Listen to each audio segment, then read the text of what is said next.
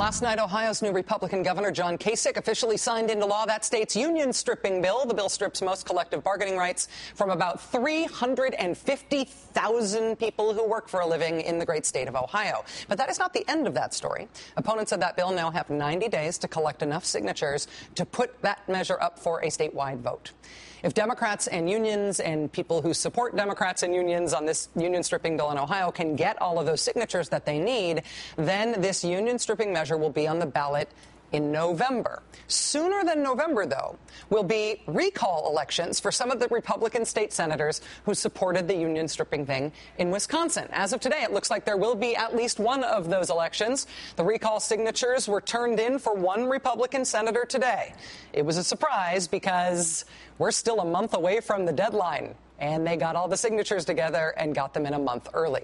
If the Wisconsin state senator Republican recall efforts succeed, recall elections for state senators in Wisconsin won't be held in November. They'll be held sooner than that. Those recall elections start 6 Tuesdays after the signatures on those recall petitions are verified. So they could be held in the next couple of months. But even sooner than that is this upcoming Tuesday, when what would otherwise be a sleepy Wisconsin State Supreme Court election has turned into a big proxy battle for what people think about Republican Governor Scott Walker's union stripping in the state of Wisconsin. It is a conservative incumbent state Supreme Court justice who used to be a Republican leader in the state assembly, and he is being challenged by a Democrat who supports union rights. If you do not believe me that this sleepy little state Supreme Court election is turning into a national gig, consider that the Republican justice today received an endorsement from Sarah Palin. Yes, it's true.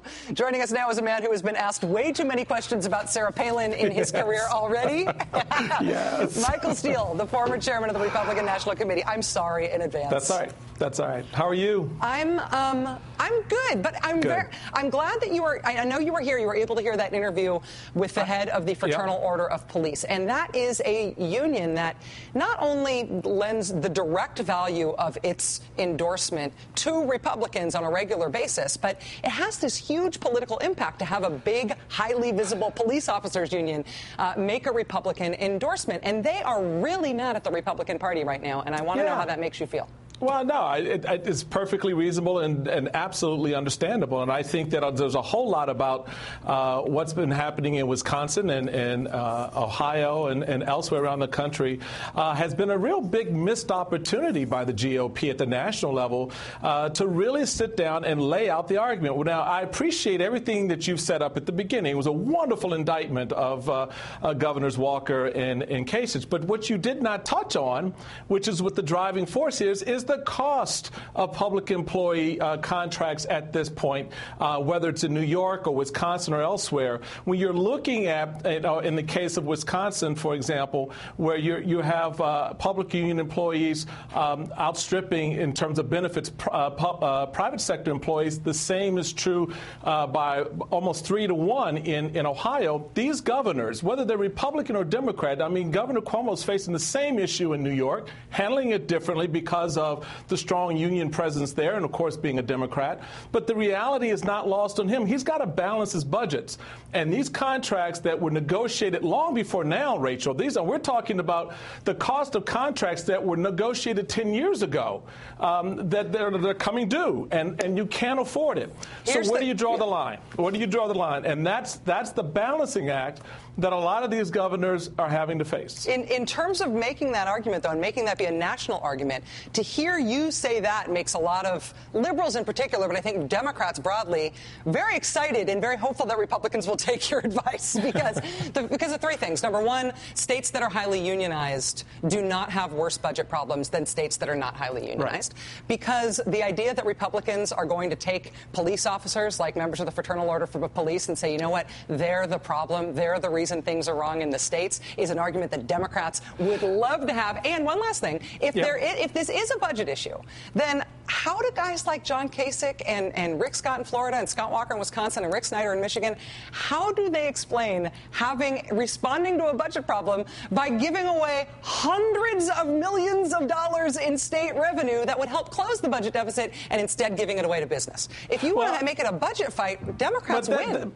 But that gets to the philosophical difference between where you sit and where I sit, and how we look at the dollar that comes into a state government, where that dollar comes from, and how it's turned around either through tax policy, fiscal policy, and et cetera.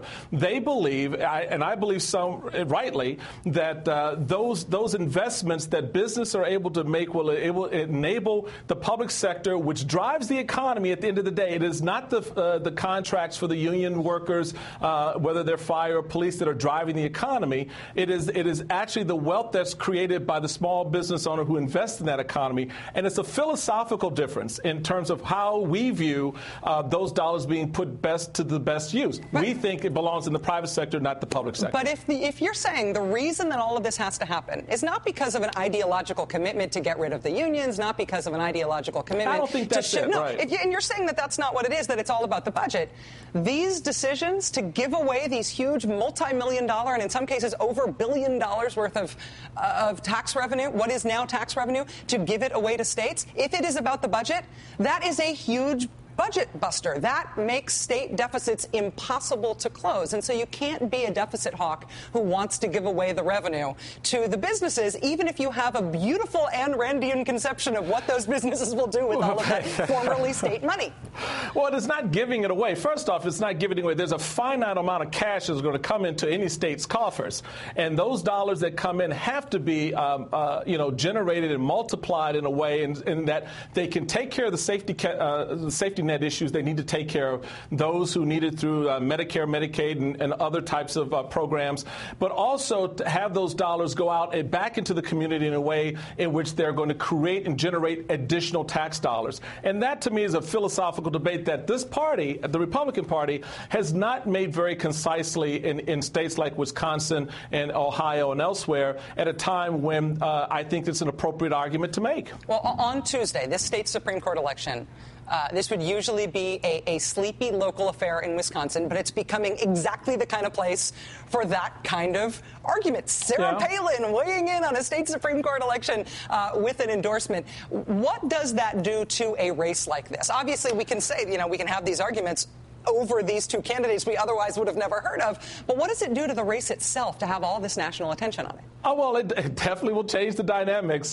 With Sarah coming into that race, there will probably be some other national Democrats who will come into that race and support. And I love how you set this up. The judge was conservative, the incumbent's a conservative, but the other was just a Democrat.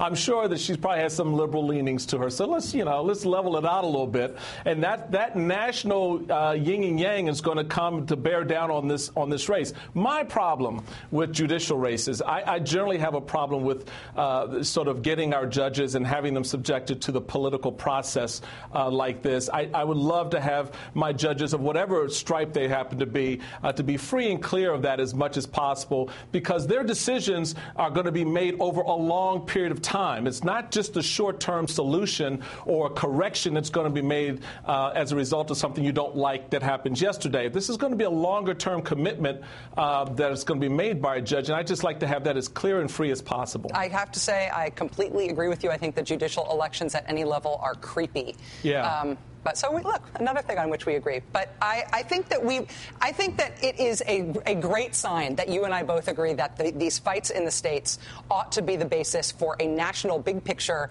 argument about people who work for a living between Democrats and Republicans. And the reason that I'd be electorally excited about that as a liberal is because John Kasich in Ohio, Rick Scott in Florida, Scott Walker in Wisconsin, Rick Snyder in Michigan, these guys have approval ratings right now that are like sub-Cheney. Polls say they would all lose if they were up for election today. I mean, they're putting Ohio and Florida, Wisconsin and Michigan over in the Democratic corridor for Democrats to lose in the next election. Relax. I'm too excited to relax. Well, let me tell you, I know you are. I can see that. I can see.